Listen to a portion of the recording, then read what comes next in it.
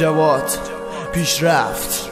دونه دونه خیلی میکنی کلمه هایی که همه گپ به حقه، گپ پامه همه بوی غم داره. تلاش میکنی و میری دنیا خودتو جنگ داره. تو میری سرخ و فشار میاری، بفهم که زندگی پیچ و خم داره.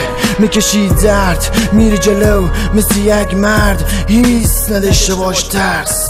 تو گپ بالا میشه از تو فنگ و مرمی، تو گپ بالا میشه چه و تیزی. تو گپ نزی یک مهاجری، گپ بزنی میخوری تگوشی.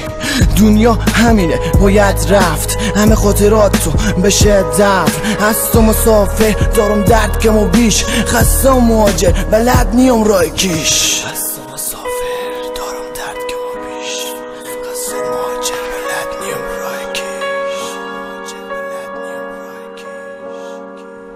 کس کردی به کنج اتاق، دل کندی هستی بیتاب. در یک جسم بیرو، یک رویه کم رو.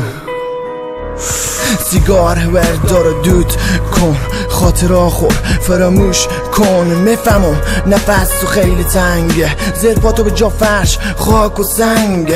راه میری نگاه میکنی به کوهای سیاه، علاق شده میکنی ذکر خدا، میکنی رد حتی 20 کشور میزنه دولت. نه قانون است نه داور، گره کردن شده کار مادر، دل دادم به مادر شده کار خواهر. پدرم زد بیرون از خونه بی پسر، بگو یاد روزا به خیر باشه پدر. ظلم و ستم میکشی و تحمل، مجبور میشی بشی دست به الکل. نگاه مردم غریبه برو تو مهاجره غریبه. دل تو خیلی تنگه، خرابا کشور خودت شاد تو به جنگ. فکر و خیال تو شده وطن، میشی دیونه هم وطن.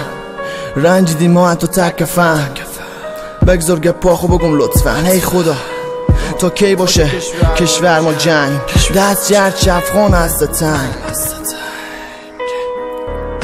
زبون داری ولی لالی، به کشور که گل نه ولی خاری. در شهر که اصلی با منت، در شهر که نیه شفقت. داری کل خاطره از دیار خو، دیونه میشی به داخل اتاق خو.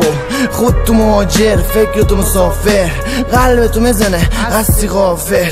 زندگی دوره کردی به کشور غربتی، به کشور که یکش داری حس غریبی. خسته شکسته چشم انتظار، به فکر ای که کی برگرده دیاری که هسته کل خاطره. جایی که زنده میشه خاطرات گذشته. طاقت بیار تکیه بده به دیوار، کم نیار مقابل سختی‌ها نرو کنار. بازی شوها نه و تنهایی، بازی اتاق و نه و حس جدایی.